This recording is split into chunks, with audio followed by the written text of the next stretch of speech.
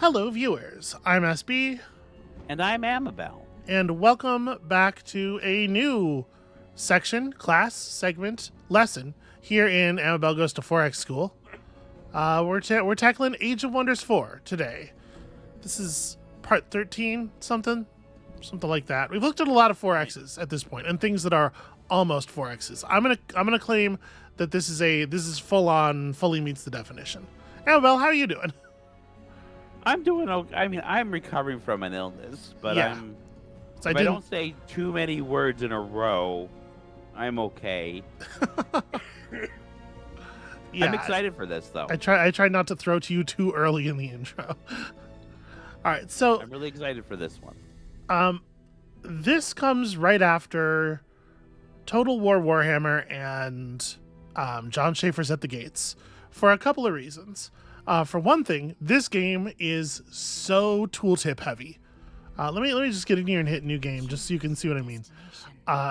There are so many defined terms, and some of them are rules terms, and some of them are story things. And I'm mostly doing a circular set here, but just so you can see, it has that good nested tooltip flow. Okay. That I still think John Schaefer may have been the first one to really implement correctly. So I'm still giving him some credit for that. But it feels a little bit more like Total War Warhammer in that this is a game that's much more focused on the combat aspects of the 4X. Yeah, and you'll see what I'm talking about as we get in here. This is the fourth game in the Age of Wonders series, and unlike something like Civilization, where they're basically releasing new takes on the same idea, they're releasing games that are intended more or less to supersede the old one, right? Mm-hmm. Civilization 6, this is the new hotness. You don't need your Civilization 5 anymore. These games, these Age of Wonders games, have a storyline that is running throughout them. Okay. This is the only one that I've played, and so I'm pretty lost, if I can be honest. The way, when you hit new game here, they present you with a list of realms that you can start a game in, and up at the top is the set of story realms. And so you can see when I was playing this game before, back when it came out like 2 years ago, 2.5 years ago almost, I played a few of the story realms to try to get an idea what was going on. And I got to tell you, I definitely was feeling the fact that I don't know what any of the words mean or anything. I know this is a common like criticism of fantasy, common enough that we all kind of roll our eyes at it. But like at a certain point, I'm an ambassador of the Covenant investigating the Shadrai to destroy the curse of Obadok. And it's just like all of these things have meaning. And my understanding from like hearing other people talk about it is that this is like a pretty satisfying delivery on a bunch of threads that had kind of been building for a while. I think the story of this is supposed to be pretty good. It's just I'm showing up here in the fourth volume with no idea what's going on because I'm trying to play it like a video game instead of like a series of fantasy novels. So it has that element of it, which does make it a little harder for me to get into. I think what we're going to do, now that a bunch of expansions have come out, is we can just jump into the storyline of one of the expansions at Story Realm 1. And you can see here the number of skulls indicates how much of a challenge the world itself is supposed to be, I think. Or the scenario as a whole, because they're all a little bit different from one another. But we should also talk about, there's all these extra realm types that exist. These are the premium challenge realms, which I think are the challenge realms that came with the expansions. And then there's these other challenge realms, and some of the types of realms that you can unlock, some of the types of realms are not available to you at the beginning of the game. You have to unlock them by leveling up your Pantheon, which is your set of characters who have ever won a game, I think roughly is what the Pantheon is. And you can see I've done enough games here to have unlocked the Primordial Realm and the Realm of City-States, but I don't get to play on Astral Touch realms because my Pantheon is not level 16. I can't make a game in the Deep Dark realm. That would require that I win a bunch more games first. And it has this like big tree of unlocks, considerably larger, I think, now that the expansions are here. I think it was just this stuff before, where I'm unlocking traits that can be applied to factions as you're building a faction to take on a game and stuff. But again, like very slowly over the course of hundreds of games, I guess. It seems to me like in order to unlock all this stuff, you would have to play so much Age of Wonders. I'm 7%. I'm 7% of the way through the unlocks. Yeah, I don't know. It's a very strange... It seems to me to be a very strange sort of thing. I did not entirely gel with it, in case that's not clear, the last time I played. But I'm hoping to take another sort of run at it with both of our eyes on it, and and we'll see. Was that for the channel, or was that? Yes, yeah. I have never really played this game aside from the series that I did when it came out, the series for the channel. So we're just gonna dive into one of these, I think. So which one do you think sounds most interesting? Do we want to go to all about the Freelands of Manahari? The Freelands of Manahari. Okay. We're Answer a call for aid. Oh, you want to read stuff? All of the sources of Athla, who's been missing since the world gates were opened. Investigate the fate of the once powerful Commonwealth and the ancient world they discovered. All of a sudden, you want to say Paradise Warden of Manahari. All of a sudden, you want to say a bunch of words together. My understanding was that you were going to be laying back a little bit here because you're still not recovered.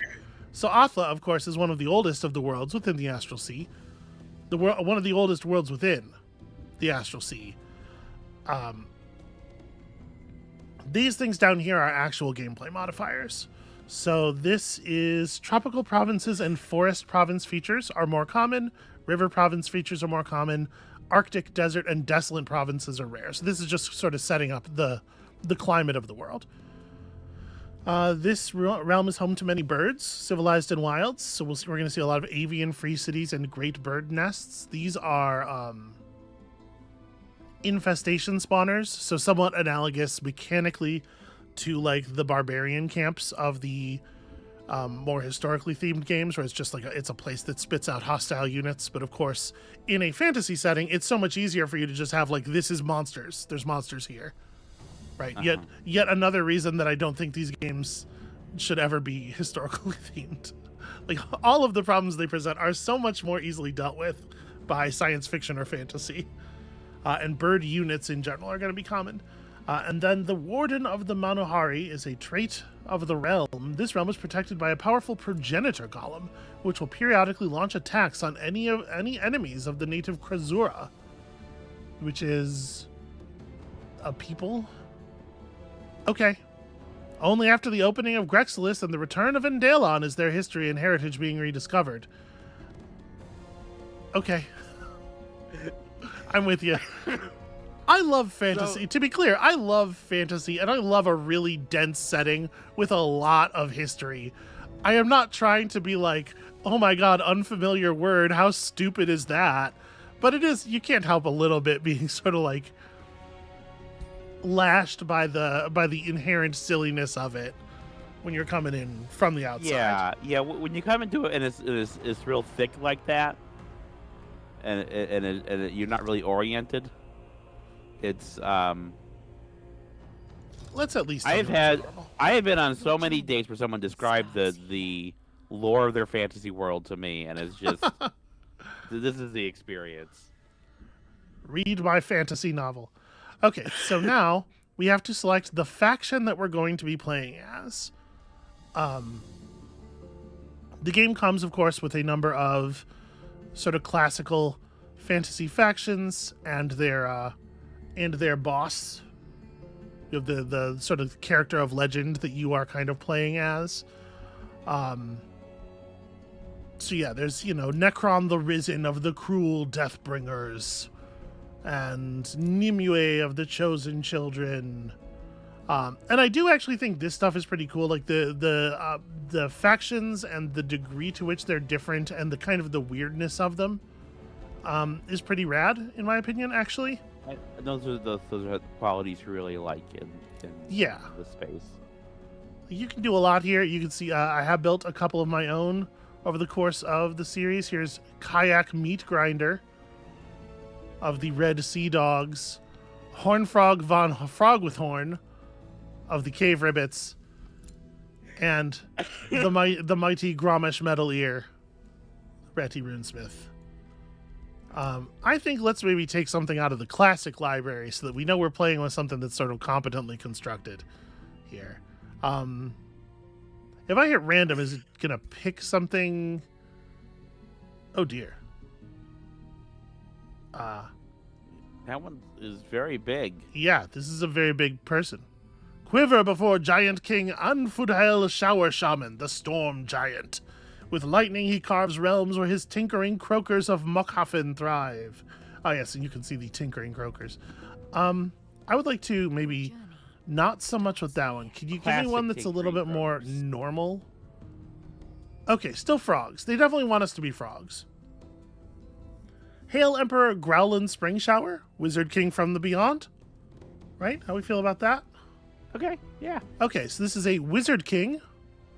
Wizard Kings have access to unique combat spell enhancing hero skills. And of course, all of their conduits generate 2 mana. It's going to be a little mechanics heavy. I will warn you at the front. Okay. Wizard Kings are wizard governors, obviously. The class of this character is a Spellblade. This is your classic sort of Gish melee spell hero with a Godir sword and a Godir shield and a helmet and a mount. And it looks like our mounts are boars. We have some big boars. Gish? Yeah. I'm unfamiliar with the term. You're not familiar with the term. It's an old tabletop RPG term for a character who wants to like do magic in melee. Okay. Your spell fist, your spell blade, any of that kind of stuff, which was very much not a default available option in sort of the earlier tabletop RPG settings.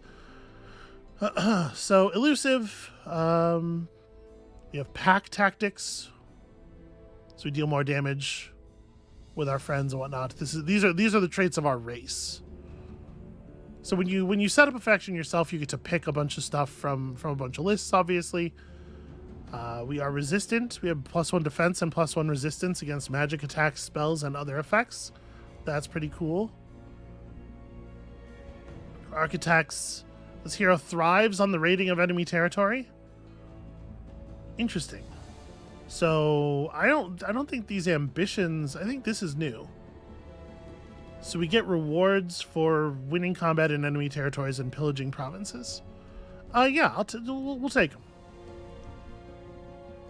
That thing where your hero can be a super massive giant.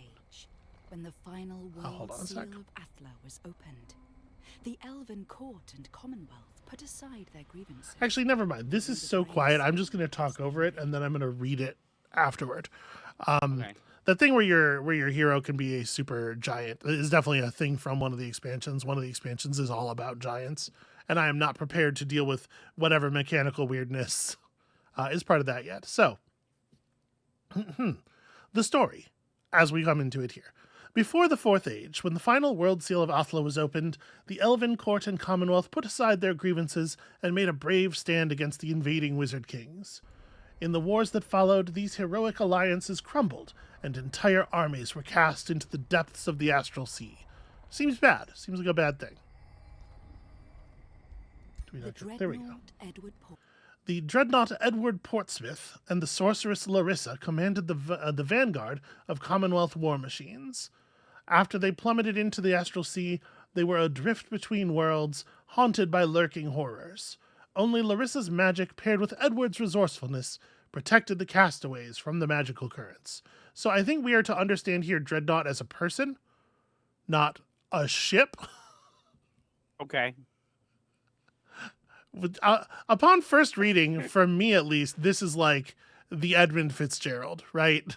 Like, right, yeah. Sometimes a boat has a person name, and Dreadnought says boat to me way more than it says person, but I don't think you see paired with Edward's resourcefulness if it's a boat. I do not think we are looking at the Edward Portsmouth here.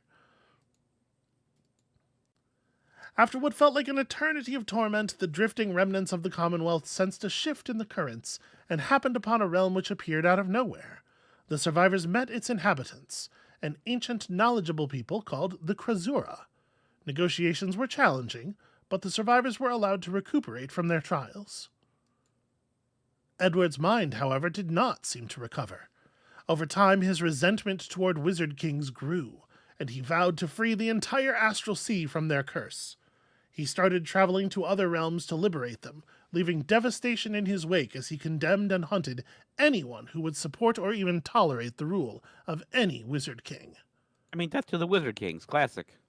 Yeah. I don't necessarily disagree. Edward's erratic behavior concerned Larissa, his lifelong friend and companion during their journey through the Astral Sea. But amidst the growing conflict between the Krasura and the Commonwealth remnants, Edward increasingly ignored Larissa's pleas, and her influence diminished. Thus, it was shortly after Edward's last departure that Larissa saw no choice but to send out a secret call for aid, for a Godier who could end Edward's march of destruction. I do kind of wish that this part of the thing had the mouse-overs, because Godier, I think Godier is a word that describes our character. I think that the types of people you can be are Godier.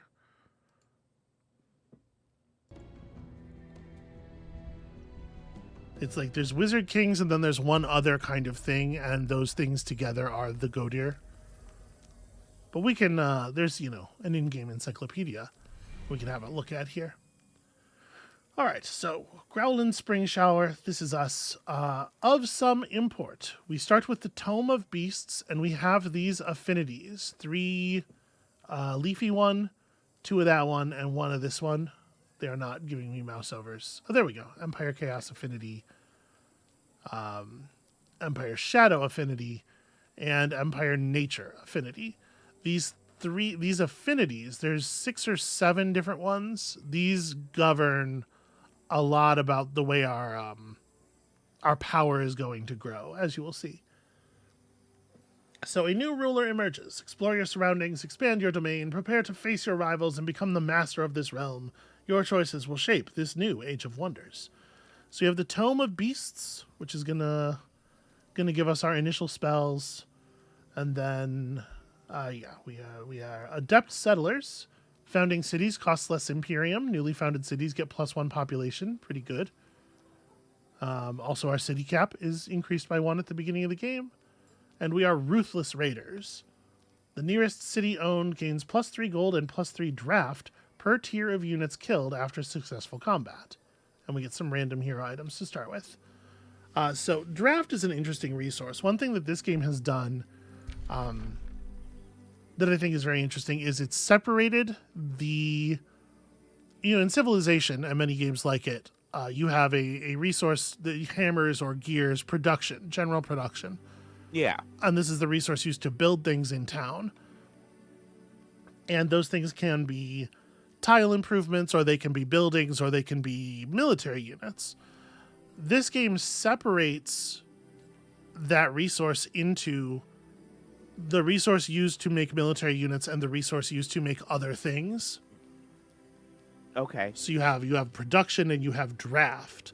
And that helps to solve some of the problems with like the representational weirdness of like having more hammers means you can make there be more spearmen. Without necessarily breaking the part of it that does make sense, where it's like, well, it's easier to build tanks now. And our starting magic is we have the ability to mark as prey. So the target enemy becomes distracted, which means all attacks targeting it are flanking attacks, which means they deal plus 25% damage. And they also suffer 3 sundered defense. So -3 defense, -3 status resistance. So you can see part of the reason that like it's important to have the nested tooltips with the way they built the game is like if you have a status effect where all it does is apply a different status effect. Yeah. Then you need to be able to pull multiple levels of tooltip to be able to see what anything does. And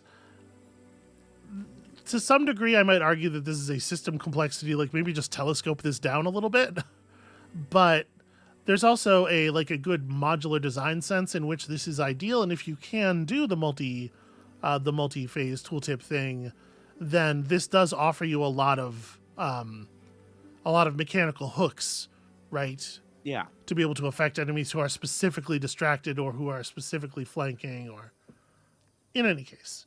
So we have that spell, which mark as prey, which does those debuffs, and then Resilient Incarnation, which has a higher casting cost and gives friendly units bonus defense and resistance. Okay. And already we are met with a call for aid. Hey look, it's Larissa from the story. Overlooking your recently established throne of Perbolion, you sense the skillful Larissa Mirabilis gently invading your mind through a vision. Bless the currents of the astral sea, my desperate plea has been answered. Larissa Mirabilis' voice echoes relief. I thank you and your followers, Emperor Growlin Springshower, for putting your own lives in jeopardy for a noble purpose. The Krasura native to this world and the Commonwealth remnants, my former comrades in misfortune, are caught in a relentless war, and neither side will appreciate the appearance of a new faction. Time is scarce. My hideout might no longer be safe. Please meet me in the fertile plains west of Perbolion. And we'll get a mystery bonus. Who knows? Who knows what we might receive? As the vision ends, you begin to take in the details of your surroundings. The sight of the lush, tangled flora, the buzz of colorful birds shrieking and squawking as they constantly switch from layer to layer of the verdant thicket, the smell of sprayed water, a refreshing echo of a distant waterfall, the static tension of profound magic inhabiting the land.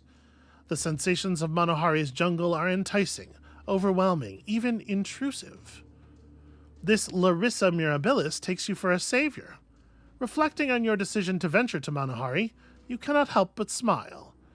All right, so now we're kind of making a statement of intent here. Have we come here to tame the wild creatures of Manohari, which will cause us to start with an extra scrap hermit who has all of this stuff? This is a description of that unit. Amabel, can you make sense of it? I mean, there are numbers. I don't know what those... Okay, great. We'll get there. The myths surrounding the ancient Krasura bode power. Have we come to investigate these? We would receive 88 knowledge immediately. Worth noting, our base knowledge of income generation is 60 per turn. So this would be like a little more than an extra turn worth of knowledge. My people thrive in conflicts like this one and the opportunities they bring. For 6 turns, Perbolion gets 51 city stability per turn, which will help us produce food and draft and production. Or I shall exploit their weakness, so foolishly revealed. This would give us immediately 286 draft. Right now the city produces 21 draft per turn, so like 14 turns of draft. But it also is an evil character action. To think about exploiting their weakness is so evil that it will change our alignment by 10 points. That's okay. Okay. There's a whole alignment has mechanical effects. So this like I said, this is sort of a declaration of intent, right? You're like, let's kick our empire in this direction. Do you have any particular feelings here? You know, I kind of want to find out about the scrap hermit. Okay, so let's take a scrap hermit. I came to tame the wild creatures, so this just gives us a fighty unit, makes us better at fighting things we're going to find right away. All right. So the scrap hermit, in addition to our other starting units, we have here a scout. Armies are the core of your military strength. Okay, I don't really need to be told about armies, thank you. Apparently the tutorial has been reset to the most basic level. I don't need all that necessarily.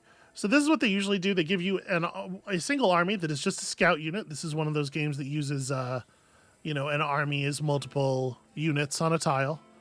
Right. And then they give you a fighting army that is led by your character, which has sort of a mix of your most basic units in it. And we have also been given... I'm trying to select this man. There we go. We've also been given now our scrap hermit, So named because it looks like it's a hermit crab hiding in some old busted armor. Okay, well, let's just fold you right into the fighting army, I think. And then,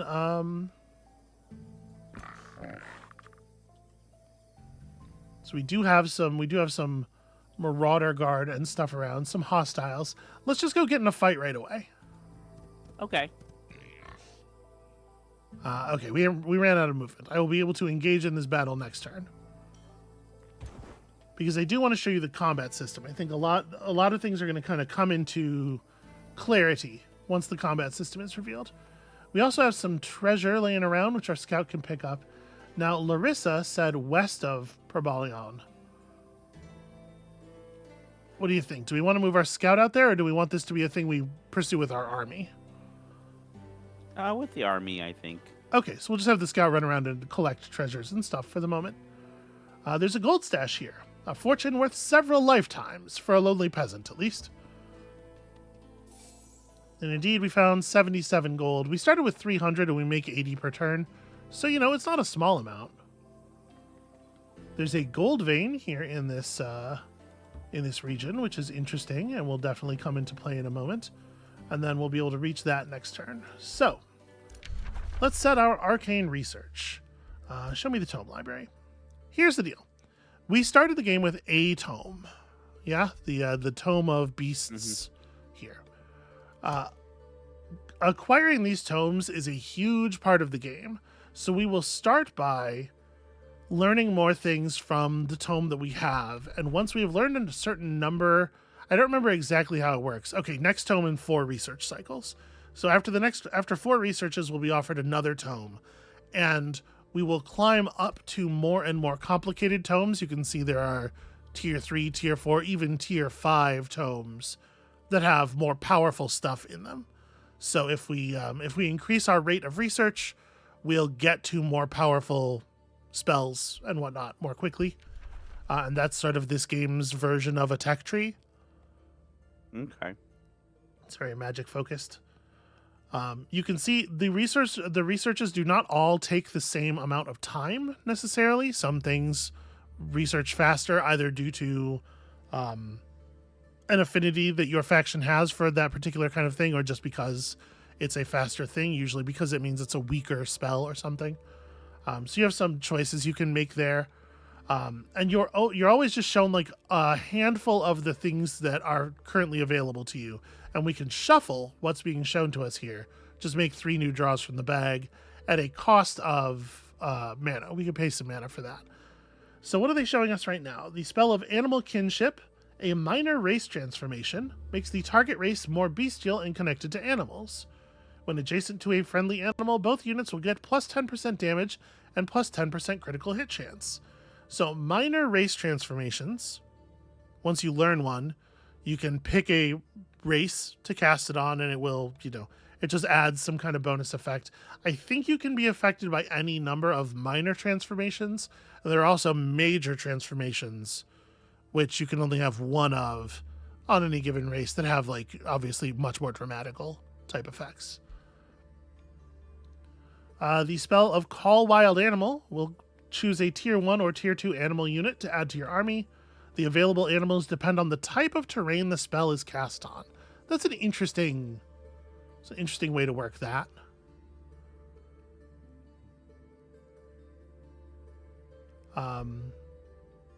So this as a summon spell, this is it's going to give you a relatively permanent creature. This is not like a combat spell.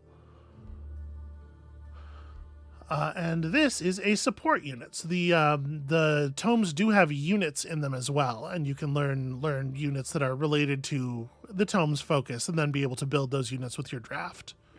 So this is a wild speaker, a support unit that summons and empowers animals, and this has like a summon length or a battle length summon. Summon an animal that just lasts for that combat. And you can see, it has a poison blast attack, the ability to conjure up a random tier 1 animal, and then the ability to send an animal into super murder mode. Just give it a couple of stacks of a couple of different buffs, and I think let's pick up Call Wild Animal. It'd be cool to be able to recruit more diverse units. Yeah. Turn magic into draft effectively. And then here is our city screen. So you can see here our two different production queues. The one where we use hammers to build structures, and the one where we use draft to make units. If we are not producing units, this queue just converts 25% of our draft income into food directly. And if we're not building buildings, this converts 25% of our production to gold. We also have population. We are acquiring more population. In 3 turns, we'll gain another one, and we'll talk about what that means when we get there. So here are the structures that we have available to us. At this level of the city, mostly we're talking about like basic income type stuff. Magitectural architecture will give us more knowledge and production. The shrine will give us more mana income, and these unlock the sort of like higher level versions. Also, you will notice that many buildings have a boost. If you have performed the boost before building it, then the cost of the structure is significantly reduced. 30% off. So if we had a quarry, it's a lot easier to build a shrine because you build it out of stone, right? If you have a forester, it's a lot easier to build a storehouse, that sort of thing. In general, like food is good, right? Have more people. Speeds up city growth. Let's build a storehouse. So that's going to take 7 turns in that queue. And then unit recruitment. We can keep this on food for the moment to help us generate population. Or we could generate some more early units. I would probably... It's going to be 5 turns until we have the ability to summon a new animal. We have this combat army that has a slot in it, right?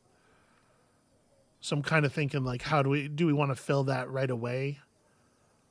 It does take us a while to build. You can see 4 turns for either of these.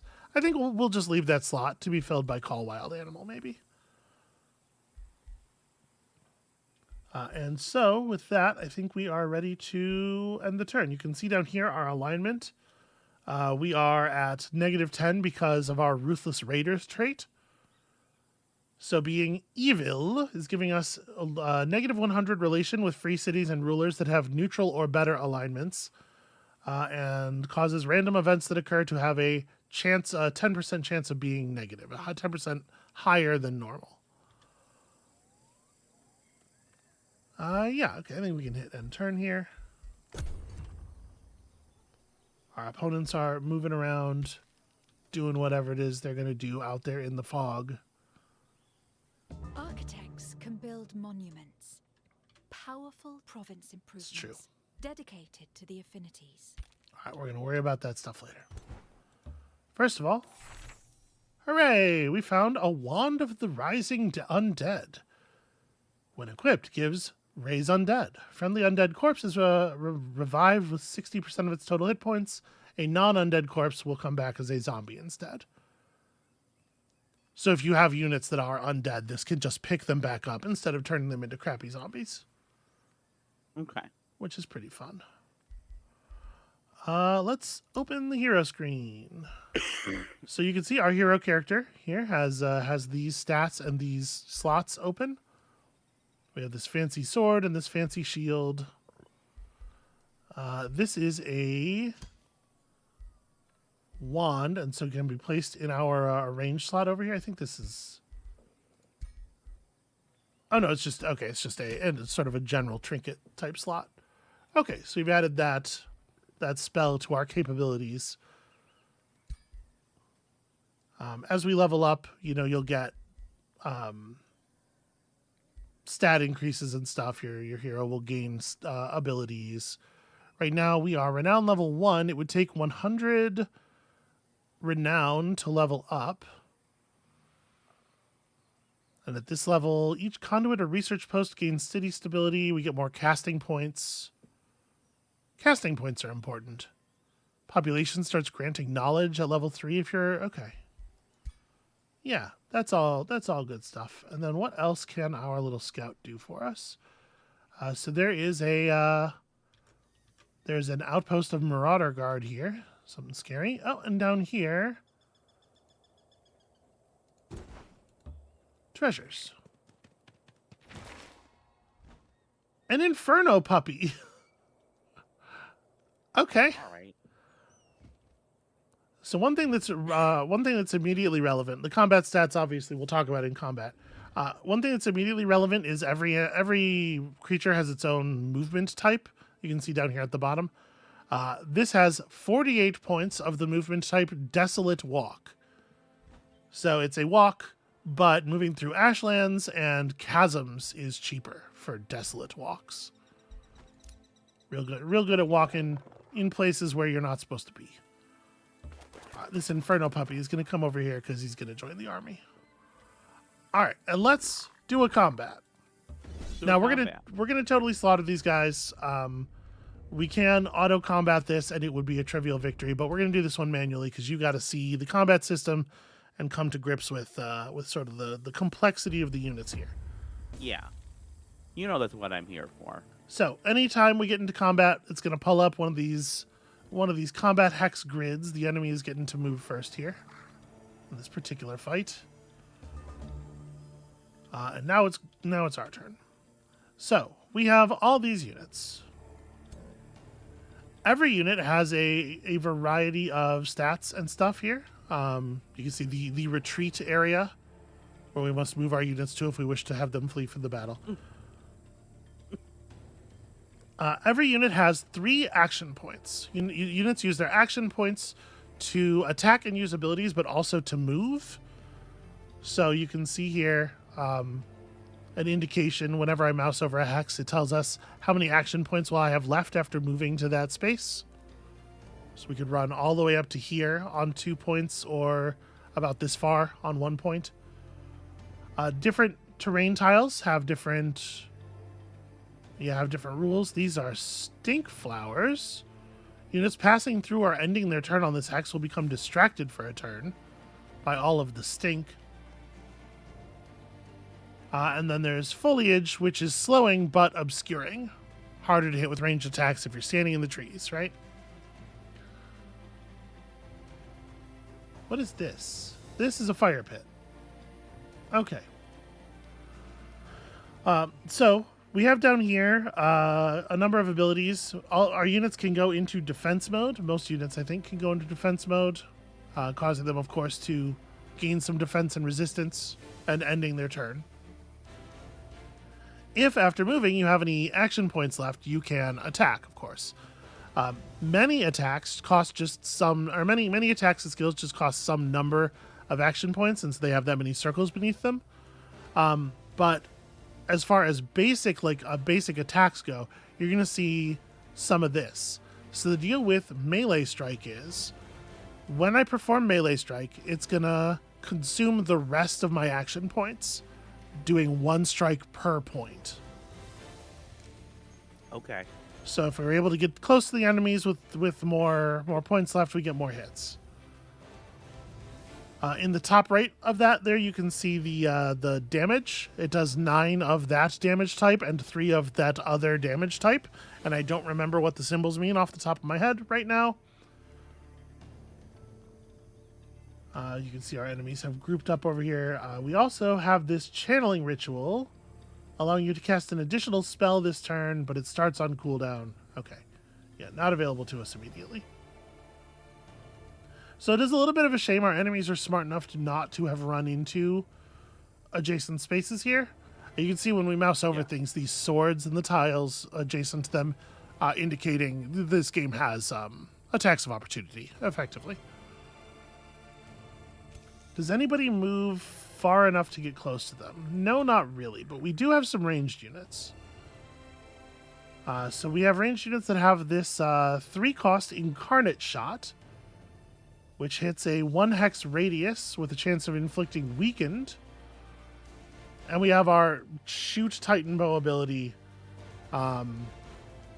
which is one of those as many attacks as you have left type things. Deals 40% damage against creatures with the large target tag. None of these, obviously. So you can see the indication of the range of that ability in the white outline. It does appear that I think we're probably just going to stand back this turn, huh? They haven't come close enough, and they think they're clever, but I think we're going to make them come to us. Let's put the Scrap Hermits out in front. Maybe we could stand in the foliage. These things are just like... Well, that's a Pyromancer. Okay, so they do have a ranged unit. It's tricky.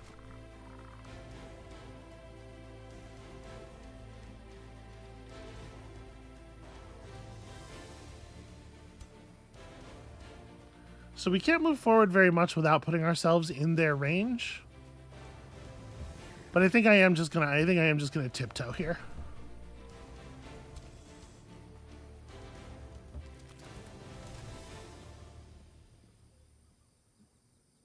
What I'm hoping to do is bait their ranged unit, like, be in a position where their ranged unit can get close enough to shoot at us. But only if they have to spend a bunch of movement first so they don't get very many shots. And obviously they're trying to do the same thing to me, right?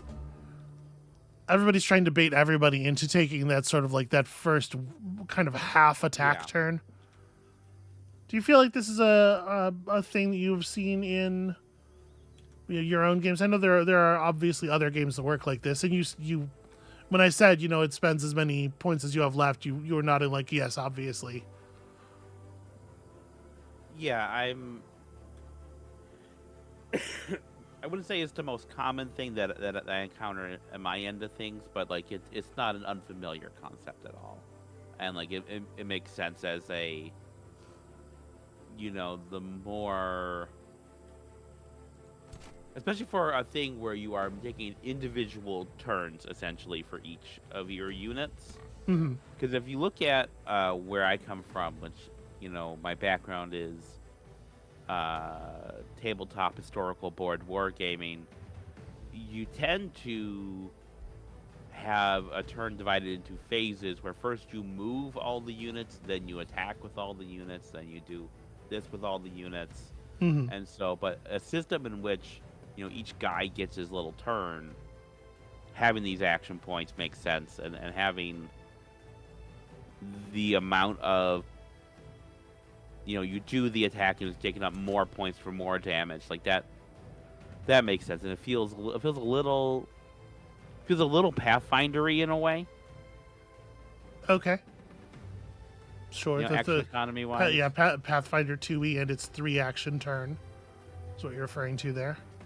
Yeah. And the whole thing where you're waiting for, the having to approach, the having to get into range means necessarily that your first shot's not going to be as effective as their first shot. Well, depending, right? Because right. we have this unit. We have the Shademaker with the bow, where they have been very careful to move forward just enough that we can't stop on a tile where we have 2 AP and still shoot them. We have to move into 1 AP distance, and so we only get 1 shot. But the game does have units like this Earthbreaker, which is specifically designed as a charging unit, and it only has 1 attack, and that attack always costs exactly 1 AP, and it gets bonus damage based on the number of tiles you moved before you swung. Yeah, so there's some smart design. You'll notice it cancels defense mode, so people who hit the shield, they lose their defense bonuses. It also removes their retaliation. So, like when we mouse over with our hero here, when we mouse over this guy, we're told our attack will deal 9 damage, and that'll do, it'll remove that much of his health. And then in retaliation, he'll hit us for 6. Because melee attacks, But if we lead with our charging, our melee breaker like this, we get to remove that retaliation mode and that defense mode, hit him nice and hard. And also that attack destroyed the nearby ground cover, it looks like.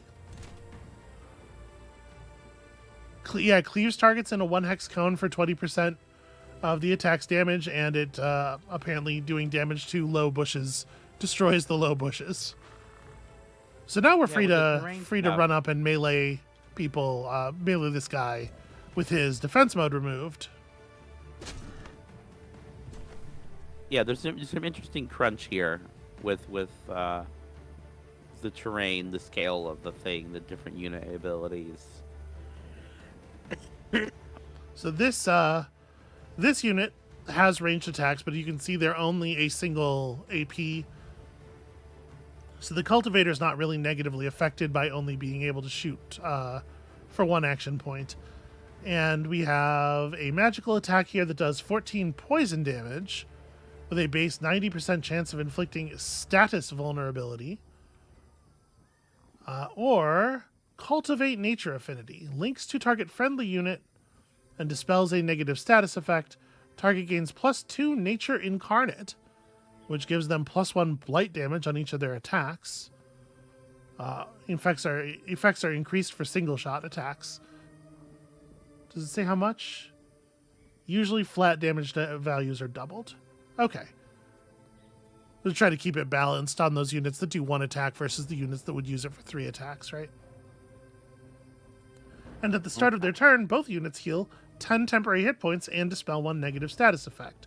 So this is a cool sort of like support unit. I think we're just going to use it to move up and shoot at this guy.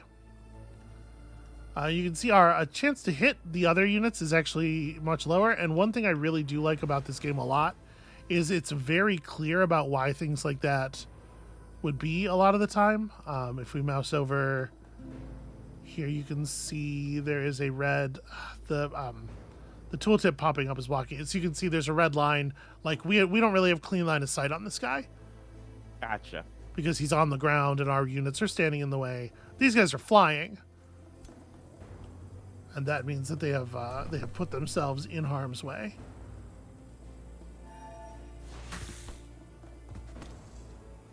Okay. Now we have our Scrap Hermit, who sadly cannot charge enough to get into battle.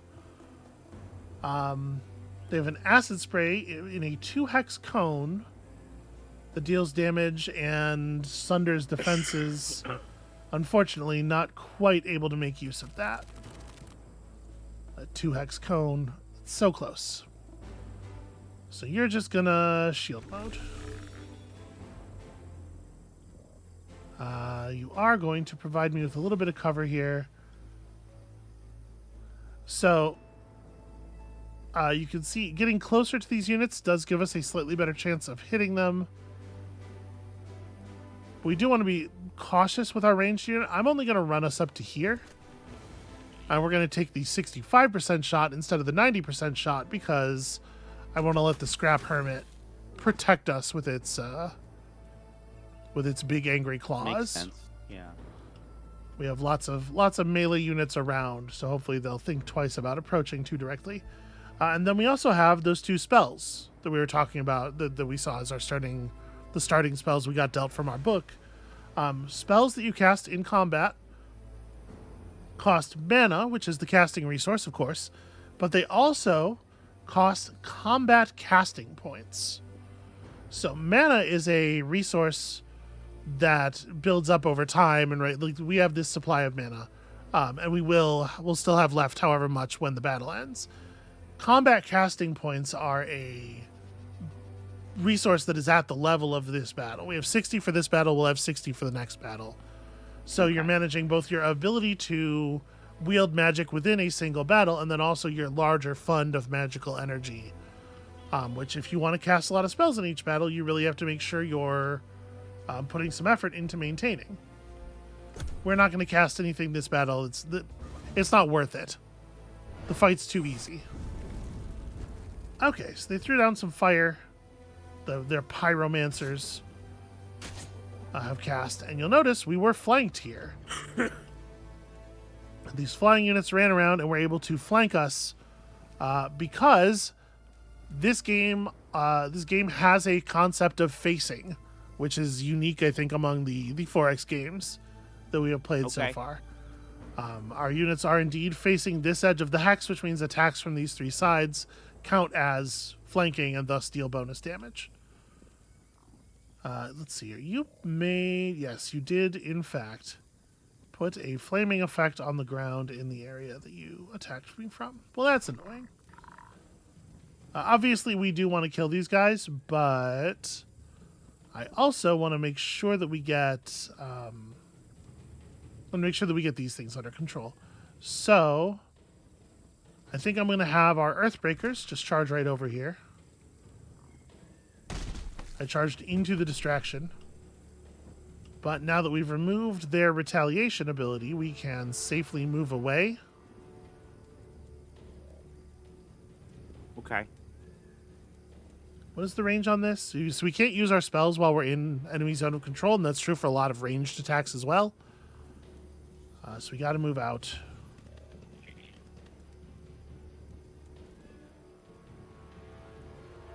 Get you with the poison blast from over here. I think we will use our leader to just hold these guys down, and because we're able to move over with only a single action point, we'll get 2 strikes. Which is a pretty decent chunk of health. A flanking melee strike on this guy will be the end of him. I do want to... if we move out of the burning ground, we don't have enough action points left to get the second attack. And it looks like we do probably need it. So I guess we'll just stay in the burn. Whatever, it's fine. And then you guys can step out. And get a pair of shots off. Okay. And I don't think we need to do any spells or anything this turn, obviously. Now, a thing that is nice about this game is that it does, when you auto-resolve combat, this game actually does simulate the combat. And one benefit of that approach, of having an actual simulation engine, is that it means you can kick to it at any time. We could, we can do the difficult first turn of a combat, and once it's gone clean enough, we can just be like, yeah, AI, finish it from here. Okay.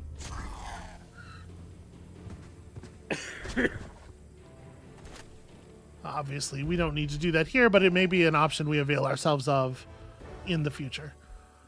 So we collected some draft and some coins for Perbalion on account of that trait that we have, remember?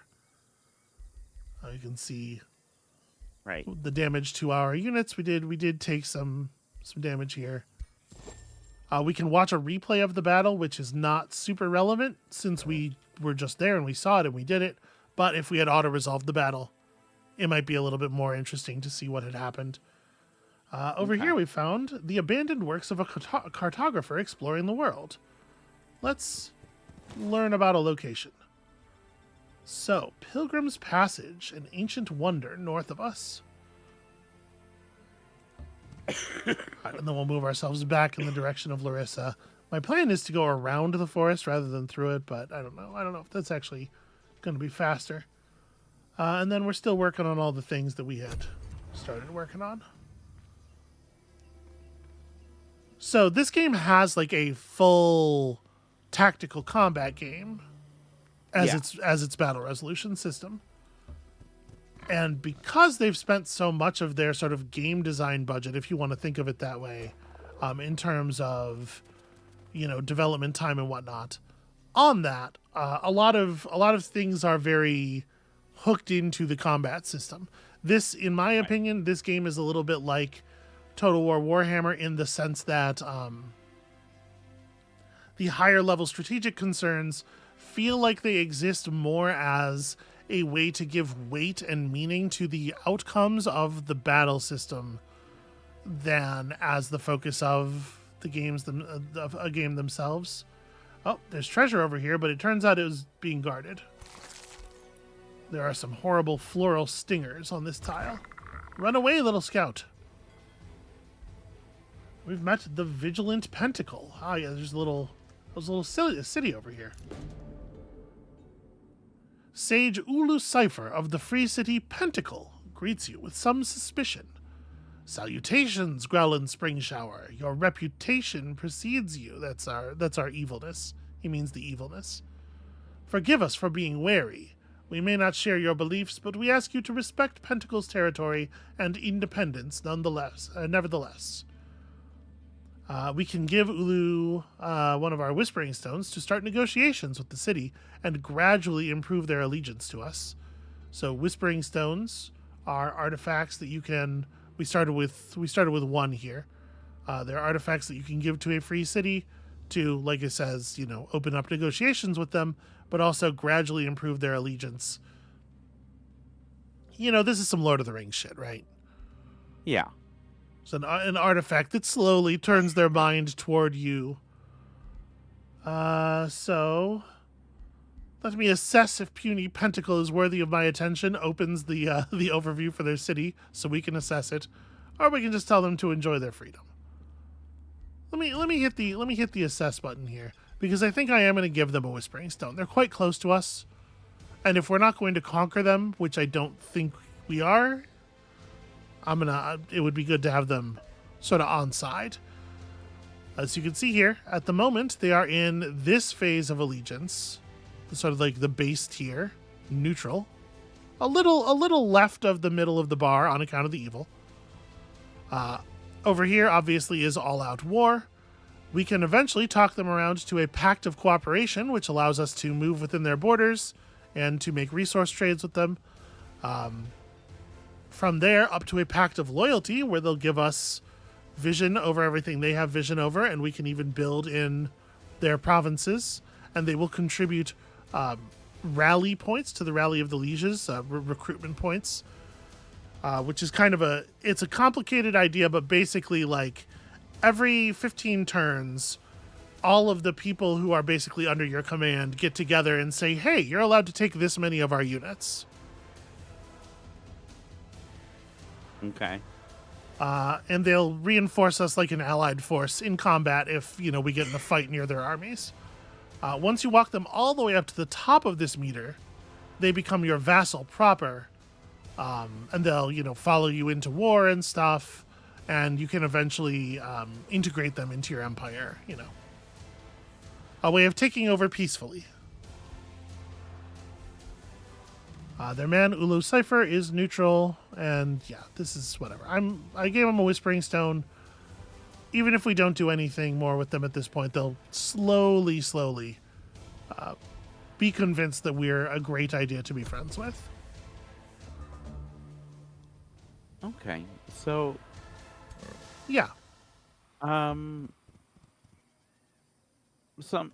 thoughts, comments, questions,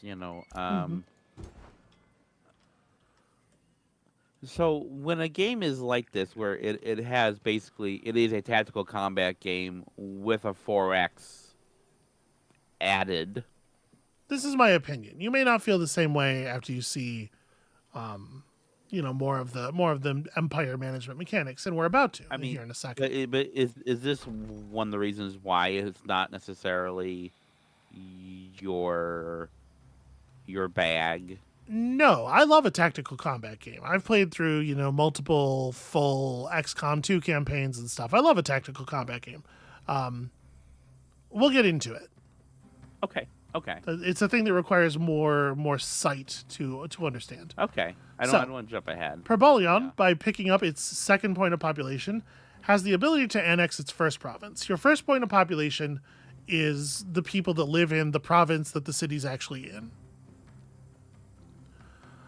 Each additional point of population lets us reach out and establish something in another nearby province. So to a certain extent here, you have kind of an Endless Legend type breaking up of the map into distinct regions. What you can build in a province is dependent on the types of tiles. There's a word for this. This is a fertile plains province, which allows us to build a farm.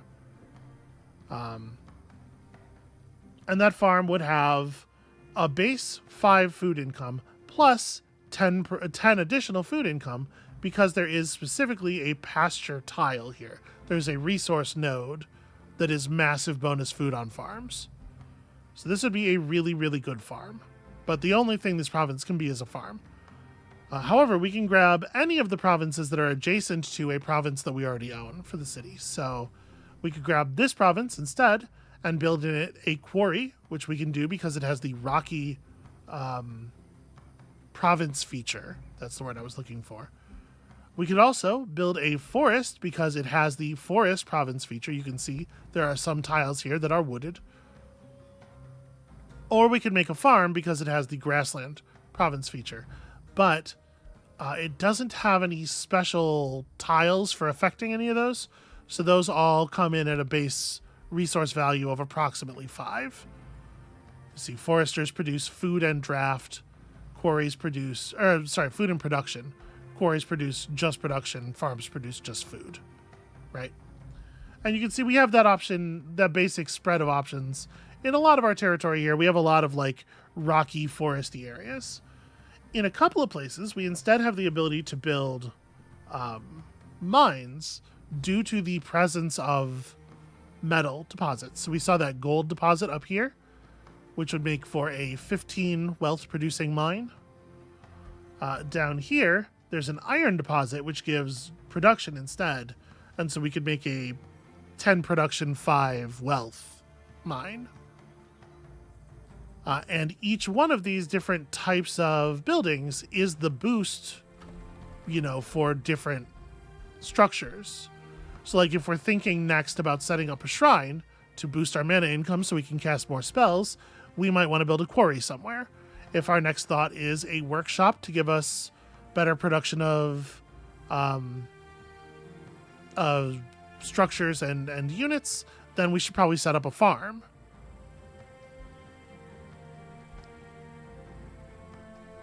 What do you think, Amabel? Do you think does any of this strike you as terribly important? I mean, I don't. This is my big problem with any of these games. I don't know how important a thing Okay. is. They all seem like they're going to be important in some way or another. Yeah, and it is very much like a matter of what you want to put a focus on. You know what? I kind of want to grab knowledge. I like some early knowledge to help speed up our spell research. So let's get a forester so as to make our magitectural archive a little faster to build. And then also, the forester is just like good general resources. Although, you know what? I immediately am going back on that. We're going to build that first farm because it's such a good farm. And that'll speed up the rate of the next person. What a good farm. And then we'll use that higher food speed. Yeah, it'll be 3 turns until we have our next population. And we'll use that person to make a forester just before our storehouse finishes, and thus still be able to get the boost. Okay? Yep. All right, and I think that's all. We're just kind of running our units around, getting into trouble, expanding our city over the map slowly. We can zoom out here to a view that makes the sort of resource nodes and stuff a little easier to see, which I appreciate. I always love it when developers do this. Include some kind of tactical view, because the fact is, like, as pretty as you might say these graphics are, they're certainly noisy. It's very easy to not notice a thing. Okay, we can't actually make contact with her until the next turn. And in fact, it's a battle, it looks like. Huh? The NPC army of Rogue Marauder. You are going to keep looking around for stuff to loot. I mean, there's loot up there. It's probably guarded. But let's explore this direction anyway. Now, we have learned Call Wild Animal. Hooray. Choose a tier 1 or tier 2 animal to add to your army. We don't actually have a slot open in our current army. I'm not going to worry about it for the moment. But we're going to pick up our next research. So, Enchanted Crow Companion is an enchantment we can place on a unit to give it +2 vision range. It affects scouts. The Incarnate Mark allows us to grant non-architect units Affinity Incarnate. Affinity Incarnate is granted by monument architects or architect monuments based on the affinity they are dedicated to. So it'll give them bonus damage. So yeah, just a bit of bonus damage basically. Or Conjure Elemental summons a tier 1 lesser spirit based on your empire's dominant affinity. And as you can see, this is a combat summon spell, not a map level summon spell. So this summons a thing that will only stick around for the battle. I actually do like some combat summons, you know. They'd let you get 7 units in a 6-unit combat, which is a pretty good way to win in my experience. We are not going to cast Summon Wild Animal. All right, let's just have our meeting with Larissa here before we end the episode. Approaching the scene of a large broken land ship, carefully placed arcane markings lead you to Larissa Mirabilis. Well met, Emperor Growlin Spring Shower, Larissa says, leaving concealment. What you see here are the sorry remains of the vessel to which I, and all the Commonwealth remnants, owe our lives. Alas, it only led to more misery, Larissa sighs. Edward Portsmouth, the leader of our company, provoked war with the Krasura, only to leave the realm soon after. He left Valerie of House Avernos in charge. Valerie is an honorable person and might be reasoned with, if her loyalty to Edward doesn't betray her. Now that you are here, Growlin Spring Shower, I offer you my services to bring an end to the conflict on Manuhari in any way necessary. So we can recruit her, or we can install her as an arcane counselor, causing us to gain 20% more knowledge per turn. I mean, we seem to have pretty good combat units, and I do love knowledge. She's probably pretty good. An elementalist hero. I mean, she can summon tier 4 spiders. That's pretty sick. Maybe we take her. Let's take her as a commander. With Larissa Mirabilis at your side, you return to Perbalion. I thank you, Growlin Spring Shower, for coming to my aid, Larissa says, and you notice she is less tense now that she is in safety. Yeah, weird. Being adrift within the astral sea, trying to shield our troops from the torment while slowly running out of rations, then witnessing everyone losing their sanity when salvation seemed imminent. I have seen better days in the past, but I will recover. It may seem like I have much to offer in return, or it may not seem like I have much to offer in return, but I'm a sorceress. How may I best surprise you? Well, I would be delighted to learn more about your sorcery, immediately unlocking the Tome of Evocation. Excellent cheap attack spells for any aspiring wizard. I mean, I'd be surprised if a sorceress like you had no personal stockpile of mana to share. We could just immediately grab 223 mana. Note that our current mana income is 14 per turn. Or choose an apprentice among my people and raise them up to become an evoker. One who shoots lightning bolts. And it'll be a frog folk evoker. I kind of like, you know, honestly, like, unlocking a tome right away is certainly something. And this is a good damage focused thing. It gives +2 astral affinity, the ability to build channeling towers, and more casting resources. Yeah, I feel like we gotta take this. Manuhari besieged. Okay, so we need to defeat or ally with the Krasura and the Commonwealth remnants. Just deal with them, however.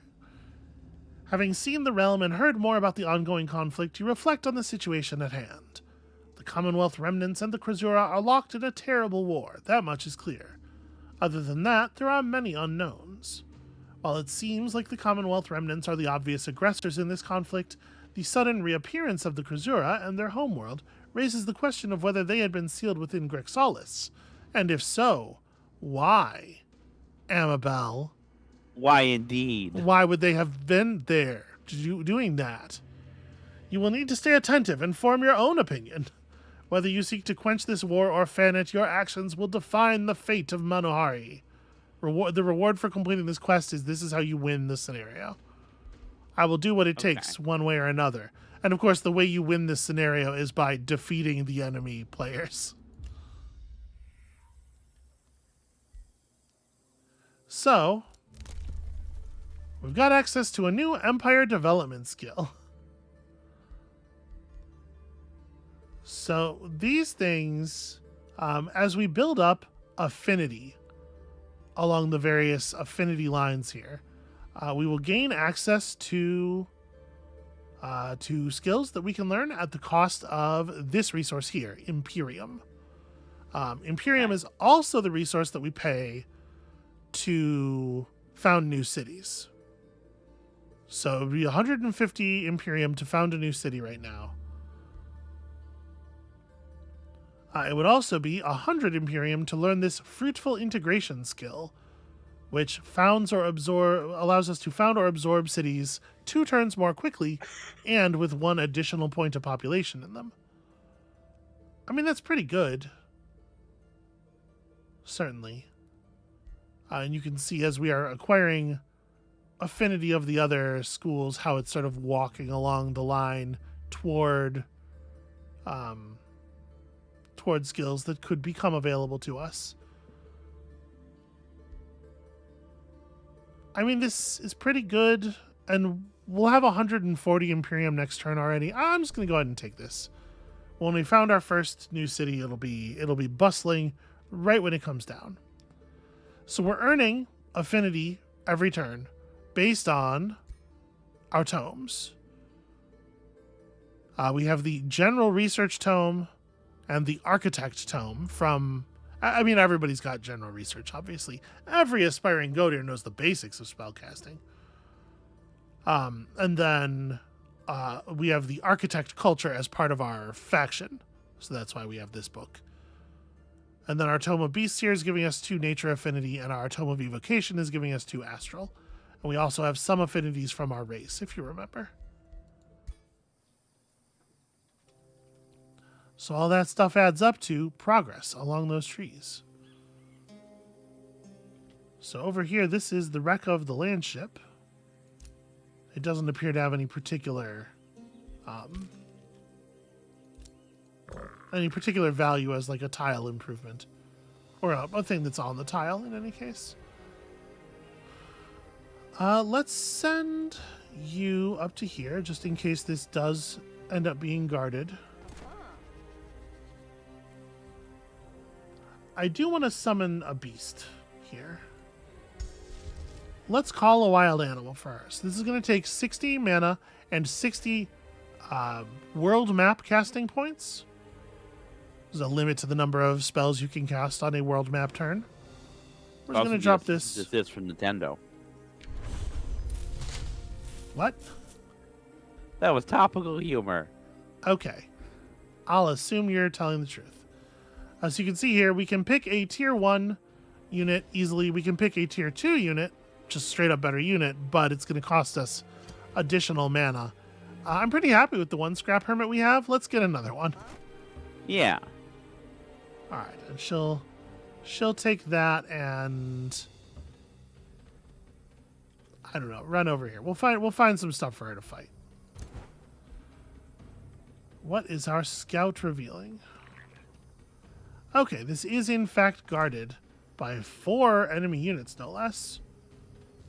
Warrior, Defender, Dark Warrior. So Dark Warriors are shock units. Shock units are the guys like that Earthbreaker that we have. Their whole thing is run up and disable somebody's defense and retaliation modes. And over here we have a Great Bird Nest. So we can see here a site that is going to pump out hostile bird type units and is controlling the province that it's in, I believe. So something we'd have to remove if we wanted to expand that way.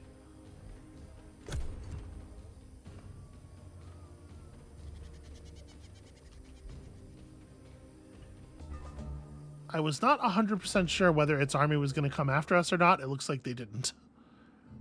Larissa Mirabilis comes before you once more to talk about a matter of great importance.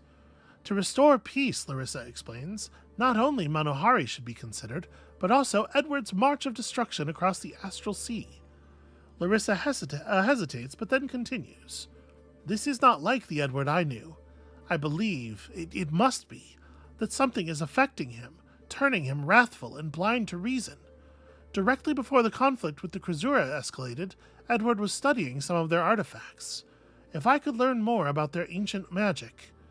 I have found a Krasura researcher, Hamaro Boldtavi, dedicated to the works of the ancient Krasura. He might be willing to cooperate, and so we are required to agree to meet this Hamaro.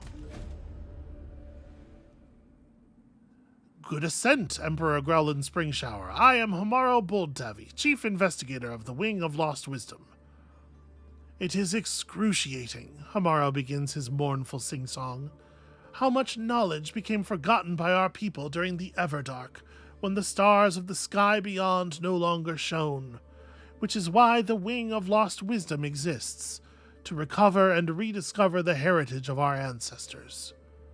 Not long ago, we found a grand structure of old Krasuran architecture, half buried within the desert, but it was warded by spirit guardians, and the Yukara denied our request for battle mages, giving cryptic answers, as is her custom.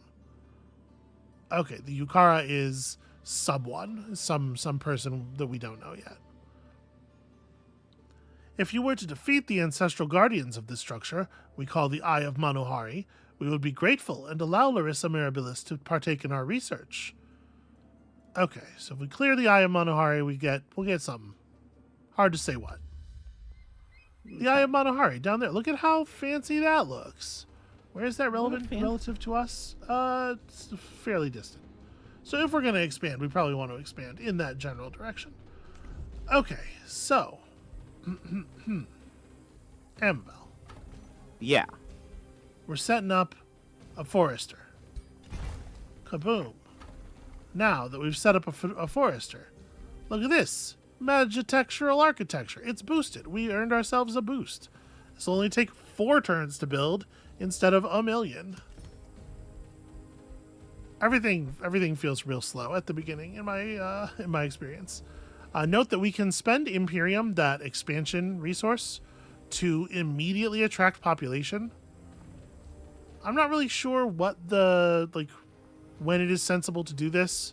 It definitely feels like early on you want to be using it to settle cities and gain nodes on the tree and stuff. But I think this is... Now we sort of got a little bit of a grasp of some of these systems, hopefully. This is probably a pretty good place to leave it for today. What do you think of what you have seen so far? I'm also going to build us an Earthbreaker because, what's her name? Mirabilis' army could probably use 1 or 2 of these. You know, I'm still absorbing a lot of the information.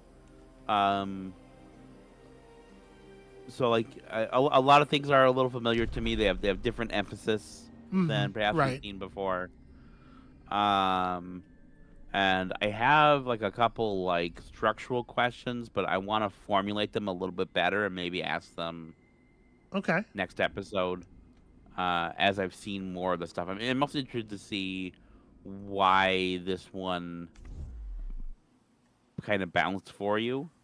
And I know we'll get into that more as we continue along. It's a longer game concern. We'll get there. Yeah. All right. Well, with that, then I think that's going to be it for us for today. We are done for the moment, is what I was on the way to saying, but I decided to suddenly say a different sentence in the middle of that sentence for no reason. That's what life with you was like, sweetheart. It certainly is. When you come back next time, we are pushing deeper into this game. We are clearing the Eye of Manohari. We are learning the lessons of the ancient Krasura. We are fantasy words. We're just going to be drowning them up to our necks. It's brutal out here. I got to say, the story stuff, I'm not in a good position to judge whether this is like making good on years of built up story or whatever. But I do definitely I find myself remembering how much I don't like the moment to moment writing. It's all very dry and stiff. And Unfortunately, that may be a thing that's difficult to get around because all of the writing you're getting is received as words being said to a person, to the leader of a country. And so it's kind of like it's all coming through emissaries, and it's all got to be that we hail you, Lord whatever, pay maximum homage to the noble you're talking to. But oof. Every time one of these dialogue boxes opens up, it is a little oof from me. Come back next time, unfortunately, for a bunch more of that, but also the good stuff. And we'll see you then.